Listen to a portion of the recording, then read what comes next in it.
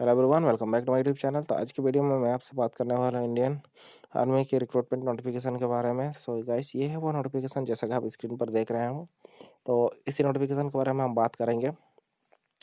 तो ये नोटिफिकेशन जो है इंडियन आर्मी का recruitment rally at Mariani Assam में होगा, जो आपका 6 फरवरी 2021 से 19 फरवरी 2021 के बीच होगा।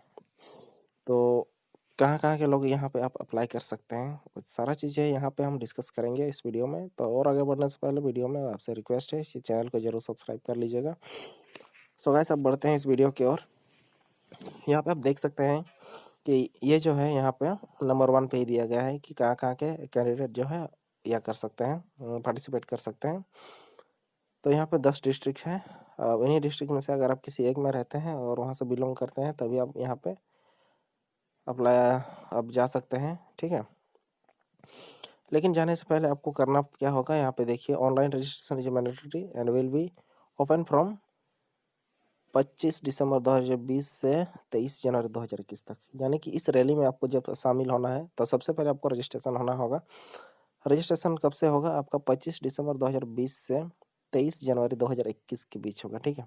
तो सबसे पहले क्या करना होगा, आपको रजिस्ट्रेशन करना होगा। उसके बाद ही आप इस रैली के लिए आपको जो है एक एडमिट कार्ड मिलेगा, वो आपको भेज दिया जाएगा रजिस्टर्ड ईमेल में। यहाँ पे देखिए, यहाँ पे लिखा है admit card for the rally will be send to registered email, ठीक है, of the candidate from January 24 January 2021 से 30 जनवरी 2021 के बीच।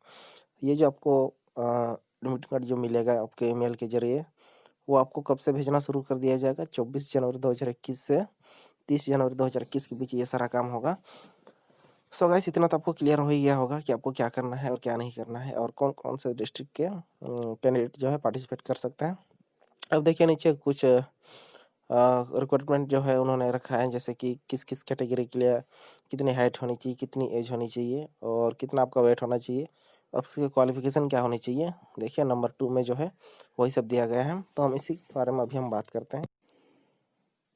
सो गाइस, यहाँ पे देखिए सोल्जर जो है, जो जनरल ड्यूटी के लिए, उनके लिए जो क्वालिफिकेशन होनी चाहिए वो मैट्रिक पास होनी चाहिए, विथ 45 मार्क्स होना चाहिए, परसेंटेज के साथ पास मार्क्स होना चाहिए। उसके बाद देखिए सोल्जर जो है टेक्निकल में होना चाहिए, उनका +2 होना चाहिए वो। Intermediate exam pass in science with physics, chemistry, math and English, ठीक है। तो अगर आप टेक्निकल के लिए अगर आप अप्लाई करते हैं तो आपको इंटरमीडिएट होना चाहिए, लेकिन आपको आपके यह में होना चाहिए साइंस, फिजिक्स, यानी कि फिजिक्स, केमिस्ट्री और मैथ होना चाहिए, ठीक है। और यहाँ पे देखिए सब कुछ है, जैसे कि आपका एज कब से एज कितना और कितना के बीच होना चाहिए एज, जन्म आपका कहाँ से कहाँ तक के बीच होना चाहिए, और हाइट कितनी होनी चाहिए आपकी, उसके बाद चेस्ट का मेजरमेंट कितना होना चाहिए, उसके बाद वेट जो है वो कितना होना चाहिए। तो सारा चीज़ यहीं पर है, आपको कहीं और ढूँढने की ज़रूरत नहीं है। तो अप्लाई करने से पहले आप इस नोटिफिकेशन को एक बार गौर से ज़रूर देख लीजिएगा, ठीक है, कि आपको किस पोस्ट के लिए अप्लाई करना है, क्या आप उस हिसाब से तैयार है कि नहीं, आप मैट्रिक पास है या नहीं। अब देखिए गाइस, सोल्जर जो यहाँ पे देखिए ट्रेड्समैन के लिए उनका एज कितना होना चाहिए यहाँ पर भी है, और इनके लिए भी 10 पास वाले भी इसमें अप्लाई कर सकते हैं। और सबसे नीचे जो है यहाँ पे 8वीं पास भी अप्लाई कर सकते हैं। अब दोस्तों यहाँ पे थोड़ा सा देखिएगा, फिजिकल फिटनेस टेस्ट में आपको क्या क्या टेस्ट लिया जाएगा। तो रनिंग आपका है 1.6 किलोमीटर, बीम अप जो है या पुल अप जो है आपको वो भी करना होगा, 9 फीट डिच ये भी आपको करना पड़ेगा, zig zag balance. So guys, ये सारा चीज़ जो है आपको फिजिकल फिटनेस टेस्ट में आपको लिया जाएगा। और इसमें जो है मार्क्स का जो है वो भी है, यहाँ पर आपको किस हिसाब से आप अगर करते हैं तो आपको कितना मार्क्स मिलेगा। सो गाइस, इसको भी आप देख लीजिए आप अप्लाई करने से पहले। तो अब बढ़ते हैं देखिए दोस्तों अगली पॉइंट की तरफ। सो गाइस, अभी हम बात कर रहे थे कि डॉक्यूमेंट्स में आपको क्या क्या आपको लगेगा। तो यहाँ पे देखिए बर्थ सर्टिफिकेट आपके पास होना चाहिए, कास्ट सर्टिफिकेट तो आपको देना ही है, रीजनल सर्टिफिकेट भी आपको देना है, स्कूल कैरेक्टर सर्टिफिकेट आपके पास होना चाहिए।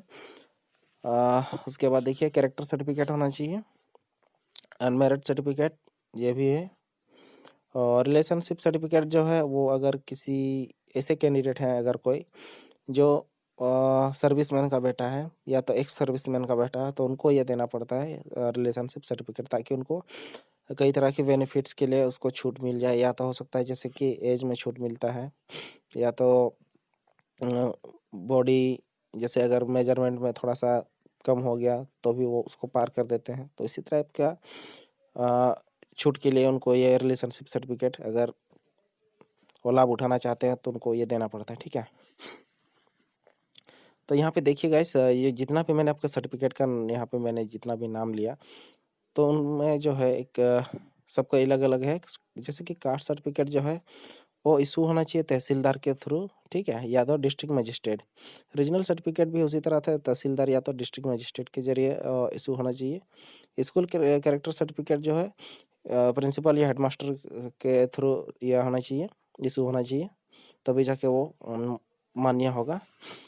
कैरेक्टर सर्टिफिकेट जो है वो तो सरपंच या म्यूनसिपल कॉरपोरेशन के थ्रू इशू होना चाहिए, जो लास्ट 6 मंथ का तक चलेगा। ठीक है, अनमेरिड सर्टिफिकेट जो है, unmarried certificate candidate less than 20 years of age with issued by village and sarpanch. तो गाइस ये जो है गांव के सरपंच या म्यूनसिपल कॉरपोरेशन के थ्रू आपको ये इशू कराना पड़ेगा।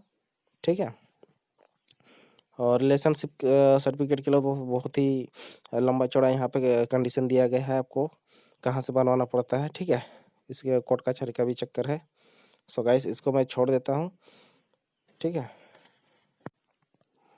सो गाइस यहाँ पे 40 नंबर पॉइंट भी डिस्कस करना बहुत ही ज़रूरी लगा मुझे, सो इसलिए मैं आपको बता रहा हूँ। यहाँ पे देखिए, अगर आप रैली पे कुछ भी होता है आपको, जैसे कि किसी कारणवश में या तो डेथ हो जाती है या किसी तरह की चोट लग जाती है, तो इसमें आपको कोई कंपनसेशन नहीं मिलेगा। ठीक है, no compensation for death, injury, loss ETC during the rally and not travelling allowance. ठीक है, तो आपको किसी भी तरह का कोई भी सपोर्ट नहीं मिलेगा। तो लास्ट में देखिए, आपको अपने रिस्क पर आना है। ठीक है, उन्होंने साफ तौर पर यहाँ पे लिखा है कि कैंडिडेट जो आएंगे वो अपने रिस्क पे सारा चीज़ करेंगे, और हो सकता है कि यहाँ पे देखिए बॉन्ड जो है आपको साइन करना पड़ेगा। हो सकता है कि रजिस्ट्रेशन के टाइम है वो बॉन्ड आपको ऑनलाइन सिग्नेचर अपलोड करके उसी टाइम वहाँ पे किया जाए, या हो सकता है कि अब रिलीज साइट पर ही इस बॉन्ड को आपको सिग्नेचर करवाया जाएगा। सो गाइस इस बात का ध्यान दीजिए कि आपको अपने रिस्क पर जाना है। सो गाइस यहाँ पे देखिए, अभी नीचे 5 नंबर पेज में यहाँ पे कोविड से रिलेटेड जो है रूल्स एंड रेगुलेशन है। आपके पास personal face mask, gloves and hand sanitiser होना चाहिए। अगर आप कंटेनमेंट जोन में है तो आप रैली में अलाउ नहीं होंगे, आप इस बात का भी ध्यान दीजिए। यहाँ इस पॉइंट पे देखिए, यहाँ पे जो है यहाँ पे लिखा है कि अगर आप कंटेनमेंट जोन से है तो आपको अलाउ नहीं होगा, आप अलाउ नहीं होंगे वहाँ पे। और पर्सनल फेस मास्क, ग्लव्स होना एंड हैंड सैनिटाइजर, ये सब होना ज़रूरी है। उसके बाद देखिए यहाँ पे candidate are requested to examined by the doctor from government hospital, यानी कि आपको कोविड टेस्ट कराना पड़ेगा और उसका सर्टिफिकेट जो मिलेगा वो भी साथ में आपको लेके जाना पड़ेगा, तभी जाके आप रैली में शामिल हो सकते हैं, नहीं तो नहीं हो सकता। यानी कि कई तामझाम के बावजूद ये रैली हो रहा है, और क्योंकि आपको इतने सारे डॉक्यूमेंट्स आपको ऐसे तो शो करने पड़ेंगे, ऊपर से कोविड का भी आपको शो करना पड़ेगा, फिर आपको हैंड सैनिटाइजर ले जाना पड़ेगा, मास्क ले जाना पड़ेगा, और पता नहीं क्या क्या ले जाना पड़ेगा। सो गाइस आज का वीडियो कैसा लगा मुझे कमेंट करके जरूर बताइएगा, और ये नोटिफिकेशन का लिंक आपको मेरे डिस्क्रिप्शन बॉक्स में मिल जाएगा। तो मिलते हैं नेक्स्ट वीडियो में।